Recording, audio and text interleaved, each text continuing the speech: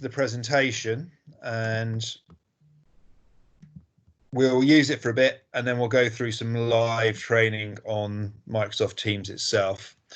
So as I said, the focus of today is really communication and collaboration for staff, either staff with staff or staff with pupils.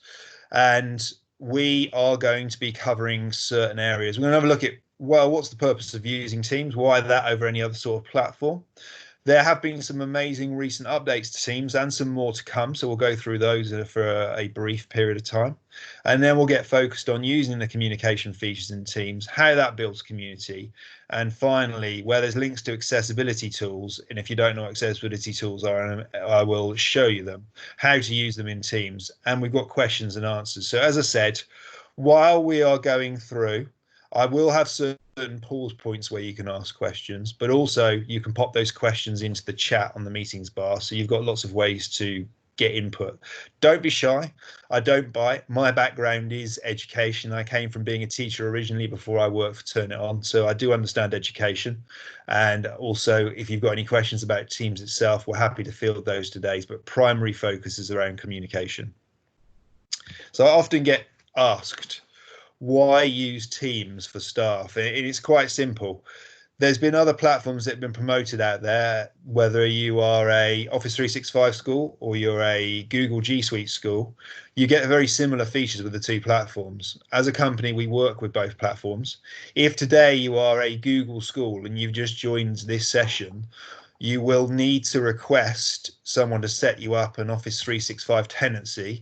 If you are an Office 365 school, you'll be able to access what we're showing you today. There may be the odd thing that needs to be turned on by your IT admins. But why Teams? Well, Teams really is just a single place for collaboration. It's everything in one area. It's called a digital hub, is a phrase by Microsoft, but it means that you don't have to go wandering off looking for other apps or having to go to a different tab in your web browser. And more importantly, if you're using this for meetings or lessons that you're teaching directly for a period of time with pupils or students, they don't get distracted by having to go somewhere outside of Microsoft Teams where you could potentially lose them. They're all in one place. Also, if you've got parents at home which really struggle with technology, or maybe they're living with grandparents as pupils, it's easier for them to access because they know they've just got to open up Teams and everything is in there. And it's the same headache-free solution also for staff as well. The other great thing about Teams is it's pretty much available on every device you could conceive. So whether it's your desktop, laptop, or your computer, it might well be that you've got an Apple Mac at home, but that's fine. You can use it in the web browser or you can install the app. You can use it on tablets or mobile phones, whichever type of tablet you've got, whichever mobile phone you've got. It's available in most app stores. You could also use it as a tab in the web browser on your tablet or your mobile phone, but that is a bit fiddly, so it's best to use the app. You won't get as much detail on a tablet or a mobile app, but it's still good enough to hold meetings if you needed to do something on a meeting. You can access it in the browser on anything. It also works on Chromebooks in the browser. So if you are a Google school and you have Chromebooks, it's not a problem. And as you can see from the bottom right-hand corner of this slide, it works on all major browsers now. Up until recently, it didn't work on Safari for Apple Macs, but now it does work in Safari. It is still in the end of what's called preview mode. So it might sometimes not have every feature I'm about to show you today, but we'll go through the differences between different platforms. If you need to get any of those, the link is in the bottom corner of this slide, aka.ms/get Teams. Will always take you to the relevant app to install on your computer. So one of the things that I said was important for today was touching upon Teams updates. As a platform, it's evolving all the time. And it's something that Microsoft are very proud of, is that they try to respond to feature requests from users. So if you know you need something, there's always a features request section in Teams. You can pop it in there as far as something you'd like developed. And if they get enough requests for it, and it seems to be a high demand area, they will develop it very quickly, or they might put it on their long-term roadmap, as it's called, of the development areas. And then eventually it will come into fruition and it will become a live feature in Microsoft Teams. So we've got several aspects there that we're going to cover. And instead of me just reading them out to you, I'm actually going to show you them in real time. So I'm just going to come out of the presentation. I'm going to come back to Microsoft Teams itself. And you should see something like this. So one of the first things to show you is on the bar in the middle here, you've got dot, dot, dots. Dot, dot, dots in Microsoft world always means there's more actions or there's something hidden or there's a bit more to find out. So if you click those, you get a menu that has other options on it. So one of the things that we can do is change the backgrounds. So if you click show background effects, up until recently, that option said blur background. Well, now we've got background effects. So you now have the ability to be in different locations, which are a little bit of fun depending on the scenario you've got. So you could blur your background. So if I open up my camera so you can actually see me and be civilized. Hello, everyone. You could just blur your background. So you can select that and press apply at the bottom here. And then it gets rid of anything that might be on the wall behind you. That's quite useful if you just need to cut out the visual background noise. But if you wanted to be somewhere else in the world, you could select maybe you're on the beach in Miami, and then all of a sudden there you are presenting your meeting from somewhere else in the world. So there's lots of different options there, and you can select them.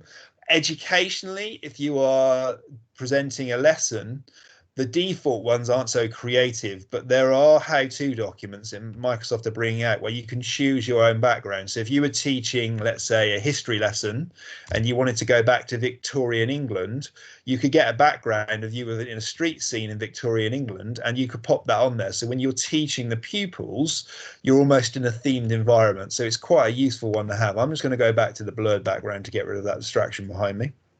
Something else that you should have in here, which has decided to disappear on me, and it normally is here. You should have an option just above stop recording that says end meeting, and that end meeting allows you to stop the meeting when you're ready. It's a new feature, so a lot of people complained about if the presenter or the main participants in the meeting left the meeting, or if it was a distance learning lesson, that pupils or students could stay in there, or staff would stay in there afterwards. Now, it's not such an issue with staff because we're all adults, but you can end the meeting by pressing end meeting. So it's covered up at the moment by the stop recording button because the recording takes precedent. But that means that the meeting is then ended for everyone at once, and you haven't got anyone lingering and talking in the background, especially important if you're using it for distance learning. Something else on the show participants button that isn't there yet, but it's coming soon. It was requested from Microsoft that you could get a register of everyone that had joined. So here we can see all the people in today's webinar. But you can, in the future version up here, have a button at the top, which is an arrow pointing down with a line underneath it, which is the universal download symbol in Microsoft products. You can download a register, and what it gives you is a list of all the people that were in your meeting, but it also tells you when they joined and when they left. So it's like a register. So if you're using it for distance learning, that's quite useful. If you wanted to register who attended a staff meeting because it was important and maybe you covered something like a policy review or an element of safeguarding update, you could quickly get a register of who was on that distance learning call in that meeting without you having to worry about writing them all down or going through the list of participants.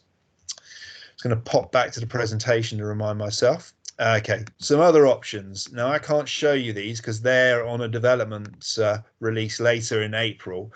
But down here where I've got stop sharing, that's how I shared my screen for anyone that's not familiar with it.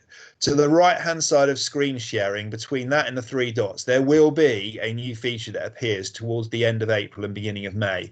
And it will be like a white hand held up in the air like that.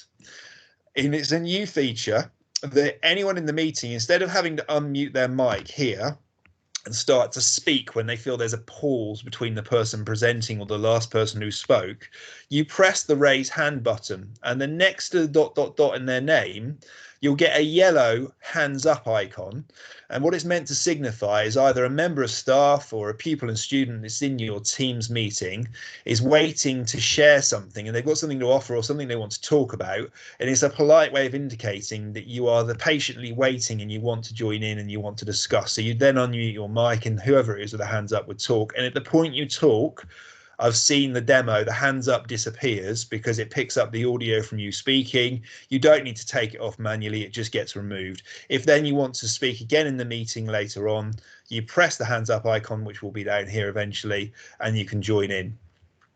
Something else that Microsoft has rolled out in a faster manner than they were going to is the number of people. You can see here, because I'm showing it to you, By default, when you've got more than 4 people in the meeting, currently the maximum people you can see in a call is 4. There are ways to pin people to meetings. So if you wanted to pin someone in, you can click on the 3 dots and press pin, and it will get rid of the 4 people and it just pins the 1 person. So if you were having to see somebody presenting like me, God forbid that you do, you could press it and you could pin me in the middle and I would be the main person in the screen and it would get rid of the other 4 people. But one of the developments that's coming, instead of it being a 2x2 grid to get 4 people, there is going to be very soon also an option for 3x3 grids, and it will be in here. You press the button and there'll be a grid button and you can select whether you want to have 3x3 to get 9 participants showing up, or you want to have 2x2 to get 4 participants showing up.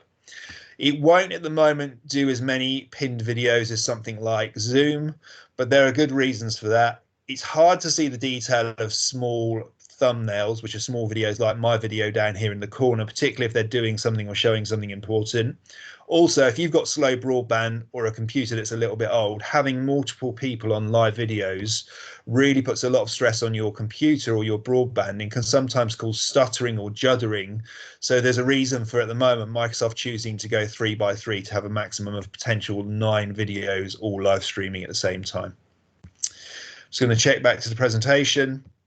One of the features, and I know that Ellie has found this out today, is that you now have a change in your admin centers. So behind everything in Office 365, and Teams as a part of Office 365, there's what's called an admin center. It's where you change all the complicated options that control the experience in Office 365 or apps such as Teams in Office 365.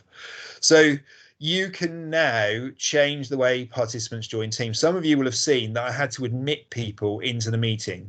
So by default, from April now, nobody can join the meeting before the organizers or somebody who's an organizer from the organization that owns the meeting. So because somebody from Turn It On joined the meeting earlier, people could start to get in. But if Ellie and myself hadn't joined the meeting until, let's say, 5 minutes before, we would have started admitting people. Now, you can change that so that people can join before you arrive, but really that was a feature designed to stop people maybe having inappropriate conversations before the host is there, or someone joining as a host and it's an awkward situation, or if you're delivering a distance learning lesson that you've got pupils in there or students in there that are having a chat and a catch up, or maybe commenting on inappropriate things before you've joined as a member of staff.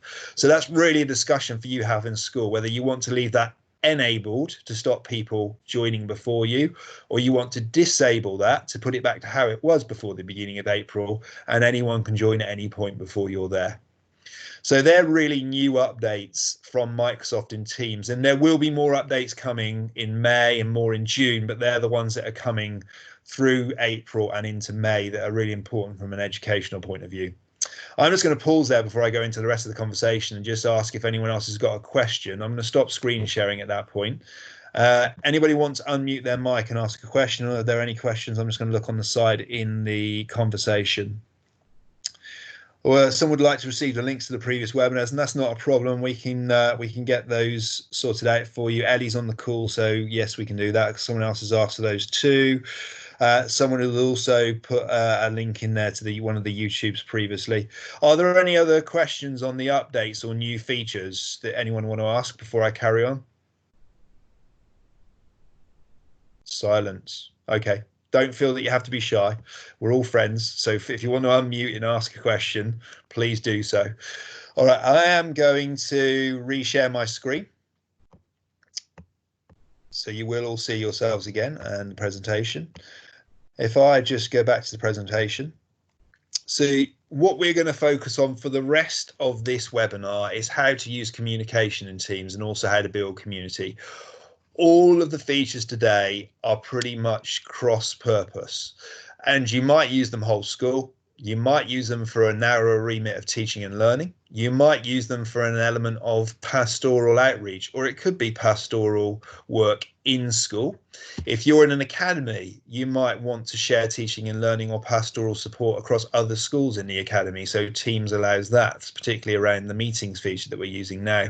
But more importantly, during this time, having it for mental well-being, whether it's the well-being of staff because they can get together. So you don't have to use this for formal staff meetings. It could be that you say, look, we're still going to maintain a once a day staff room or a virtual staff room where everyone grabs a coffee, has a biscuit, slice of cake, piece of fruit, whichever thing you like. And all we do is we have an informal catch up. We just have a chat like we're all people sat in a staff room. We can leave our video cameras on. It's about just keeping our mental well-being up and being resilient in these times and just being able to have a chat with each other. You might be doing that anyway, but you might want to formalize that as a school strategy. It could also be a way of improving the mental well-being of students. So if you know you've got vulnerable pupils and you might need to work with them, you could have group meetings. One of the things I would emphasize, and I haven't mentioned it yet, is if you are going to use any of the meetings features for distance learning, pastoral or mental well-being activities where a member of staff is working with pupils or students, you need to consider how you conduct yourself. Obviously, professionalism is key, just like you were teaching, but also for safeguarding reasons, we would not advise having one individual member of staff on a call with a group of pupils. We would always say, could you consider getting the main class teacher with maybe a member of the support staff, or it could be a member of SLT. So there's a couple of staff members on a call or a meeting. That means if something is said or it happens, you've got two members of staff that can verify what has occurred. And also consider using the recording feature. So if I jump back into the Teams feature here, one of the things where it says stop recording is start recording. So we would also advise you to consider whether you should record lessons. If you've recorded a lesson, it's evidence of what's gone on during that time when you've been teaching pupils. You might also want to record a meeting because maybe there's an element of this meeting between staff that needs to be used for future training or for staff that couldn't attend, and they can go back and watch it afterwards. And the same actually occurs with distance learning. So you could build up a library of lessons. And I know that things like BBC Bite Size have got lessons going on, the Oak Academy. There's various different people that have got these resources, but you might also want to build some for your school as well. If you do record anything, it goes into an app called Microsoft Stream, which if you go into your Office 365, you can see Microsoft Stream up in the top left-hand corner in the app launcher. I'll show you that a little bit later, but you can then get those recordings and you can add them back into Teams. So without any further delay, let's explore the first way of going through your Teams. I'm not going to use the one I'm recording on. I'm going to use a different team. So I'm just going to go back to my presentation and jump out of my presentation. And I'm going to go into our demo team. So one of the things you can use is chat. The chat feature on the left here is a one-to-one feature. And you can go in and you can find people in your school that you wish to chat with. If you want to start a new chat, you press the new chat button up here at the top, which looks like a pencil on a piece of paper. When you press it, you enter the name of the person that you want to speak with and you start to type. So if I start typing, okay, that's Rosie Patterson. Students in your school will be tagged as students, so you will know them anyway because you teach them. And unlike me, I've got a set of demo people here, so I'm just trying to find somebody to speak to that's going to appear on my list. Maybe it's not going to, so I'll use Patty. Patty is an American principal of an American school, which is the equivalent to a head teacher in our school. So I've just said here, good morning, how is it going? So I could say something pastoral. What have you been reading this week? And you pop it in there. Now you could just type in the box at the bottom and you could press send, which is that little arrow down there. Looks a bit like a paper aeroplane. You're sending your message off, but you have got more formatting options. So if you click down at the bottom where you've got the letter A with the paintbrush on it, you suddenly get the formatting options you'd expect to see in a program such as Microsoft Word, where you can highlight, you can change fonts, you can do things like superscripts, you can make new paragraphs and so forth. You could also pop tables in there. If you press the link button, you can send links to websites or resources to each other. So that can go into things like chats. As with the dots, always have a little check in there because there's other things in there. So if you're using it for things like codes for websites, you can pop that in there. You can pop tables in. You can also undo if you've made a mistake, if you're still typing it in real time. But once you've sent it, you've got control over your messages. So you can click on a message and you can delete it, or you can go back in and edit it if you want to. Down the bottom here, you can attach documents, and you can either be from your OneDrive, if for school you use OneDrive, or you can upload it from your computer, and then it will just look in the folders and the files on your computer, and you just attach it to this message. The other option is you've got emojis. So depending on how you use instant messaging and social media, you might want to use emojis. The good news here is if you're thinking about using this with pupils or students, the emojis have been sanitized. So all those offensive emojis that you might have in normal messenger platforms or other platforms such as Zoom, they aren't in here, and they're all PC, for want of a better word, and they aren't going to cause any offence either with another member of staff or with a student. So that's been taken care of on your behalf. You've also got Giphies. Giphies are like mini looped videos, and depending on my broadband connection that I've got at home, it is or isn't going to show them. They're very short videos, and they're meant to emphasize, and they're a bit of fun. So you can see here, if you were going to say thank you, maybe you're going to have someone clapping. If you're thinking, oh, please, have I got to sit through another presentation, you might have a rolling your eyes option, but Giphies can go in there as well. And if you want to narrow down the focus of the Giphies, just start typing. So if you want thank you Giphies, you start typing thank you, and then it will narrow it down to thank yous. So I might decide to pop in there a cat saying thank you, and that can go across as well. Something else that's really nice is you can use stickers. So you might not be able to praise pupils or students really easily in distance learning scenarios, but you can if you're using Teams meetings. It could be they made a comment. It could be you want to add something into a post, where you can use all these different types of stickers, and you can quickly praise someone. You can add a comment. You can add emphasis by adding a sticker in. So if I wanted to put that in there, in goes my sticker. It's as quick as that, and I can divide it out by subjects. One of the other things that you can do is you can link out to calendar events. So you could click that, you can make a calendar event, and when you press send, it will go into your conversation. So if I press close, I'm straight back into my conversation. I mentioned earlier about Microsoft Stream, but those videos that you've recorded before, if you wanted to then share them, you can easily do that in your school. If you wanted to put in your video recording of maths for the morning or English for the morning, you can then share it with pupils and students or other staff.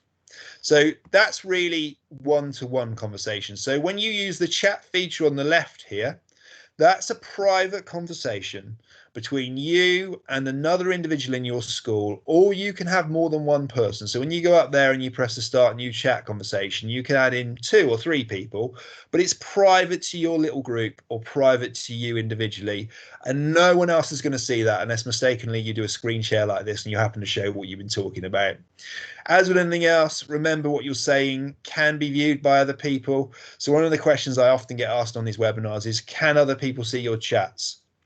If it came to it and it was required, your school, because they provide your Office 365 account, they could see your individual chat history, but they would have to go through some GDPR steps to get into it and pull it out.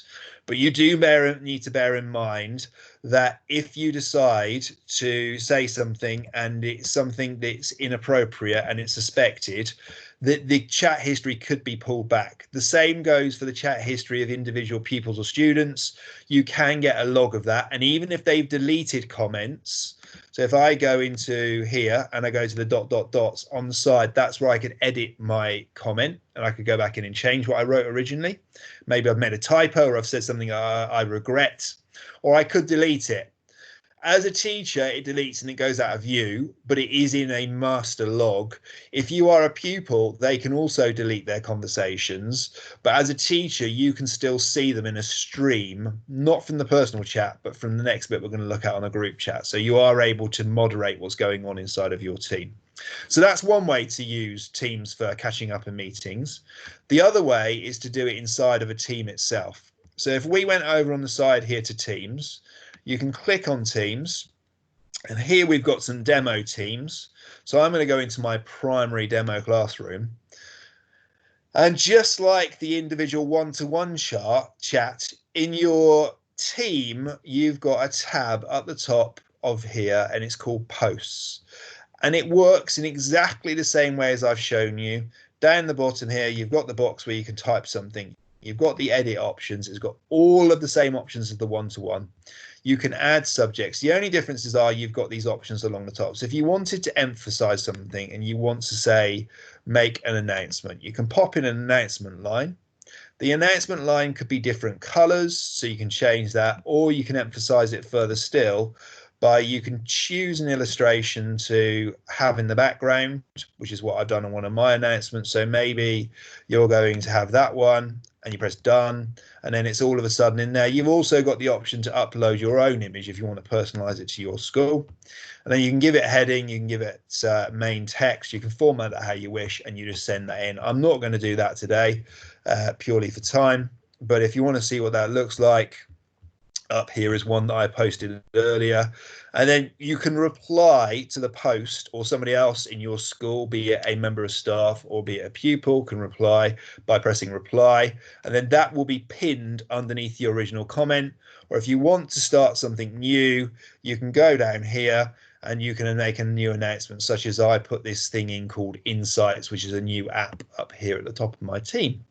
So that is how posts work. So anything that goes inside a team, in any of your teams, regardless of whether it's a staff team or it's a class team for teaching or it's your governor's team, if you pop it inside a team and it goes inside posts, you need to be aware that whatever you post will be available to anyone who is a member of that team.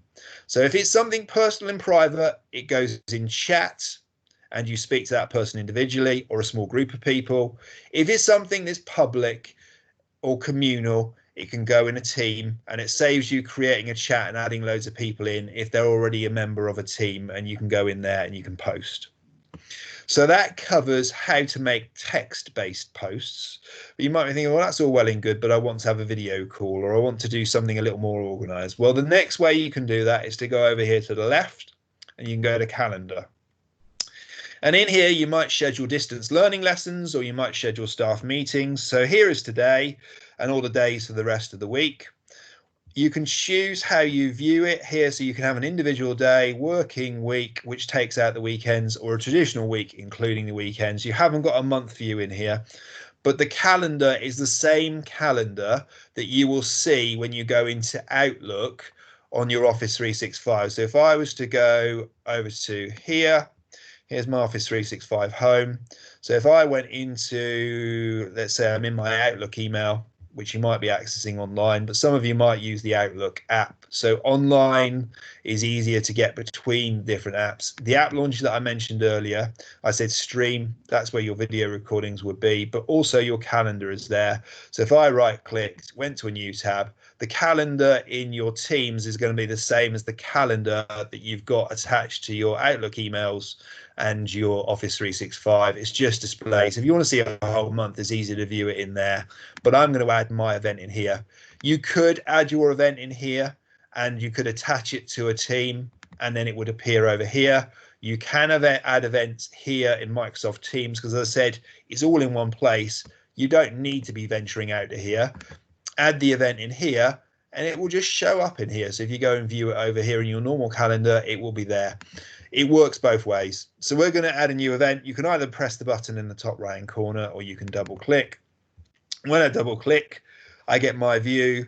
So I might say it's going to be whole staff meeting, which we normally have on a Tuesday afternoon.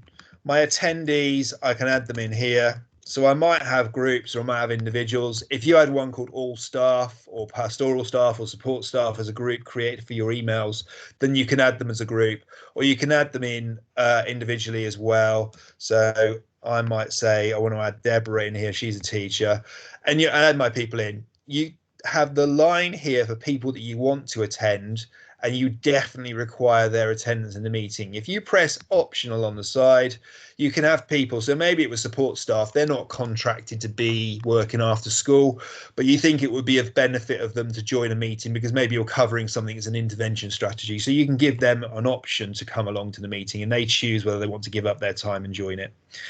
Then you choose your time. That's all pretty straightforward and like we've been using in calendars for ages. So I'm going to say it's 3:30 after school has ended, and I'm going to make it a 1 hour meeting. You could make things all day. If you know you've got it occurring every week, you can have it reoccurring weekly. You can have it reoccurring monthly. If you want to have custom reoccurring options, you press the bottom there, and you can say, I want to repeat it every day or every week or every year. And then you can have a date that you want your monthly reoccurring to start and end at, and you press save, and it applies to save. You're having to create these every single week. You can add it to a channel in your Teams. So this is really important for people finding it. So if you know this was a staff meeting, I want to pin it in my general channel of my staff team. So I select staff demo team and the general channel, and then it's going to appear in the post, and we'll go back and see that in a minute, what it looks like from the view of a member of staff. Location is if you've got a physical location, so you can add rooms around your school, or you can add locations in your school. And then down here, just like the chat, you can add things in. So you could type agenda, and you can manually type out your agenda, or you could attach a document, or you could put a link to a website or a resource you want them to use before the meeting. And then once you've got everything set, you press send.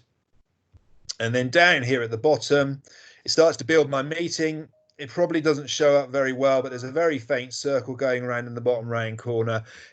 And it keeps whirring until everything in the background is set. And then your meeting is there and it's ready to go. You can go back and check that and go into your teams. And then if I went out of my class team and into my staff team, and I went into the general channel, oh, there it is. It says for all the staff, because they're all getting the general channel, look, there's a notification. We've got a whole staff meeting tonight. There it is. If they want to join it, they don't even have to go to their calendar. This is what I said about Teams being everything in one place. You click it, it takes you up here, and you can join in the corner. Or when it goes live, it will have a strip up here, and it says join, and you can just join in. So you don't even need to navigate to your calendars app. You can just be within your team and you can join your meeting.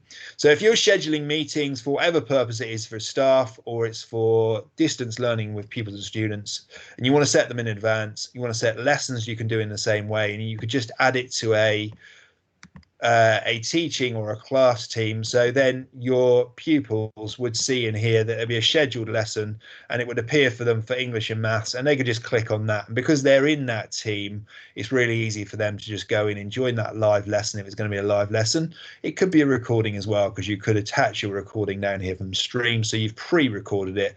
Maybe you can't deliver a live lesson because you've got a young family at home and you're taking care of them while you're at home, but you could record the lesson in advance and have it pinned in there, so when they come in the morning, they can watch your lesson like you're there delivering it in person, but it's a recording of you from the day before. The other area of Teams is, I'm going to pop back into the live call itself, and I think I'll go back into my call over here. If you are going to be presenting in your team, make sure at the beginning, as I said, that everyone else understands that they don't unmute during the conversation. It can be pretty off-putting if all of a sudden you start hearing yourself back, or you can hear people talking to each other, which does happen sometimes. Make sure also that you point out that people can communicate in the chat over here, and I'll just hide that in case anything is personal in that chat, but also that if people are making comments, it needs to be appropriate. And if you are in chat having trouble with everyone in your school talking to each other, or you've got pupils on a big call, you can go up here and there's an option to press mute all.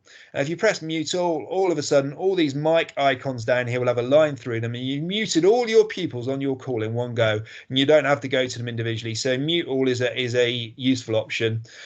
Mute all only works for audio. It has been requested by a number of people for a mute all for video, but as yet that option isn't there. But you never know, Microsoft might develop a mute for audio and a mute for video that goes underneath there. But at the moment it is only mute the audio, not mute the video. So you've got to ask people to switch their video cameras off down here. So if I did that, I would disappear from your view and it goes. But at the same time, most people will get used to it after a few goes of working in calls. Okay, I'm going to pop back into the presentation. We're nearly at the end now, so we'll go back in and look at some questions. There are useful guides, so I've got it in the presentation, which you can get from us if you wish. But also, if you're new to Teams or you're still grappling with how to navigate Teams, That's what it looks like inside a team and those areas I've just covered. Also, if you searched on the internet for Microsoft Teams guide or how-to guide or user guide, it will come up with the same slides that I've got here, and you can get those to look at. Some people have said, well, that's great, Martin, but that was quite quick, or I want to do a bit more learning afterwards. So in our presentation, there's something called the MEC, which is a education community from Microsoft where you can do self-study. You can earn qualifications. So if you're at home and you aren't teaching, you can qualify yourself and get upskilled. So we've got 2 MEC courses here that we're linking you to. One is about transforming learning with teams, which has a bit about communicating, collaboration and meetings, and introduction to teams. If you only joined us for the first time today and you weren't on any of our previous webinars and you want to get a feel for everything in Teams, and today has seemed like a bit, oh, there's some things I don't know about Teams. Well, introduction to Teams and the MEC is a good place to start. You could also watch our previous webinars, which are on those links. If you'd like to get some more in-depth support, there's something called the Teams directory from Microsoft, which covers all aspects of using Teams, as well as administrating some of the options in the back end if you are going to go into some of the advanced stuff. But it is also very good for the basics. I haven't covered OneNote today, which is in Teams itself, but you can use OneNote. I'll quickly show you, for instance, in a staff team. If I pop back in to my demo one, I go into my staff team.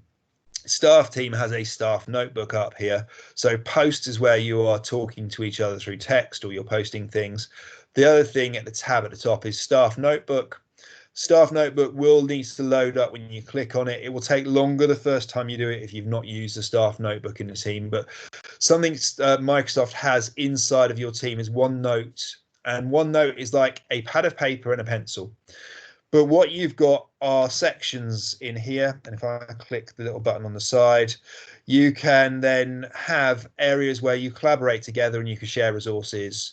You can put library resources, such as it might be safeguarding resources that you want everyone to be aware of because they might not be as easy to access as when you're in school, or it could be learning resources. You've got an area for you as the owner of the team, which nobody else can see, and then you've got the members of staff in your school that will have their own areas, but you can dip in and out of them as the owner of the team. It's really good. So you could use it as simple as making meeting notes the first time. So you could have in the collaboration space, I'll make a section in here called staff meeting notes. So if you want to make the section, it's down here at the bottom, you press plus section. When you click staff meeting notes, it will then take you into the pages. So imagine the sections are like sections inside a traditional ring bound folder. They are those paper section dividers that help you navigate between the individual pieces of A4 that are contained inside. The pages are the individual pieces of A4. So if you wanted a new page and you're going to call it whole staff meeting, I could type this after or this morning. And you might want to put the date in there because you can see you'd end up with a clutter. So I'm going to put today's date, which is going to be 21st of April 20. And then I can just click here and I can start recording what's going on in the meeting. So if you want the minutes from the meeting, you might want to grab screen grabs. Oh, there we go. Microsoft has had a wobbly because I'm using my broadband at the same time. It does happen from time to time. You can use that in there to record it. And then it's there for other staff that are in the staff team to go back and get it. So OneNote is another useful feature. As far as your next steps are concerned, I would say if you haven't done it yet, go away and create a team. That could be a staff team or a class team so you can practice working in the team. Think about how you structure your team. You might want to just have the general channel where you keep everything, or you could have other channels. Trial setting up your first simple meeting if you haven't had a go at that yet between staff or between staff and students. If you're going to be teaching pupils and students, again, make sure you have 2 members of staff on there. Consider recording it as well. You could use general announcements as posts in your team. So you could just say things like, we're going to have a social get together this evening. Maybe some schools are doing quizzes over this. So a bit like a pub quiz. They're using it for social elements in the evening. Doesn't have to be just for business work in school. Try using OneNote to capture your meeting minutes and experiment with recording those staff meetings. Maybe there's something you're doing for training because you're upskilling each other while you're away from school. Right. I am going to stop sharing my screen. And what I'm going to do is open up the floor to questions and also have a look at some of the questions that have gone over in the chat on the side. So if anyone wants to unmute their mic and ask me something verbally, you can. I'm also going to scroll down the questions that have been asked in the side and answer any of those at the same time. So really now it's open to everyone on the call. It's a chance for you to speak to me, ask me any questions or something that wasn't clear. We're happy to do that. I can see there's a lot of questions about the links. Ellie, do you want to unmute and just explain about getting the links for the previous webinars that are on our YouTube channel? Yeah, so all of the previous webinars are on our YouTube. They're also accessible on the customer portal. And there's a sway with them all embedded in them. And after today's webinar, I'll share a link with today's and where you can access the ones as well. Okay, thank you, Ellie. I'm working our way down the questions now. So Valentina asked a question about when you're in a meeting, is there a feature where you can see yourself as well as everyone? If you want to see yourself, you need to switch your video camera on and then probably select a blurred background to avoid any distractions behind you. Could be people walking around in the room. But if you want to see yourself, you're going to need the camera on. If you have camera off, you will just see your initials in there instead of you. Coming down the list, can we move the toolbar? So the toolbar itself, you either click once on the team and the toolbar will disappear. In fact, I might screen share to show you this. Quickly re-screen share. So the toolbar itself, if I jump back into our team, it's down here at the bottom. The toolbar, you can't drag around. It's pretty much pinned where it is. If you want to get it out of the way because it's cluttering your view, you can either click once on the background and it will go away, click again and it will come back. At the moment, I haven't seen an option in any format to move your toolbar around the screen, whether it's in the dedicated app like I'm using here or in the web browser versions either. So I just stop screen sharing again. I'll go back to the questions on the side. If you are teaching a lesson on Teams, can students record the lesson and access the recording? Good question, Polly. For students, recording is disabled. Only staff members in your school have the recording option. You can't give students the option to record either a teacher or record each other. So it's not an option or a safeguarding concern you need to have. It would be useful if we could get a copy of my presentation. That's fine. We can work out how to get copies of the presentations and also this. Where is the mech icon? I should have shown you that a bit more clearly. I rushed past that, so let me go back to the mech icon. In my presentation, the link to get to the mech icon is the mini Microsoft Teams logo hero icon. If you click that, it will automatically launch the mech itself. So let's just quickly go into my presentation. I'll do that for you. So if I click on there and I press that button, it will open up my web browser in a new tab. It will take me to the mech, as long as my broadband isn't running too slow, and it will take you to the course in the mech. So there is my course, Supporting Learning Initiatives with Staff Teams. You can start the course. If you don't already have a membership to the Microsoft Education Centre, it's free. You just need to either sign in if you've got an account, if not, sign up for an account, and you can start your courses. And it will take you through. There's videos to show you in real time what things look like. There's download guides afterwards. There's also an option to collaborate online with other people that are doing the same course, so you can talk to each other and things you're stuck with. I'm just going to stop screen sharing there again. Anything else down the bottom we've got in the way of questions? So would a parent stroke child need an email address to be able to access this, or from any email? So on class Teams, you can't invite anyone. It's what's called a guest, and that's for safeguarding reasons, so that you don't get people external to the school joining a classroom where pupils are, just like you safeguard a school, a real school environment in the real world. You would set up Teams so that everyone in your school, this is P. O'Brien. I don't have your first name, P. O'Brien, and if you want to unmute, feel free.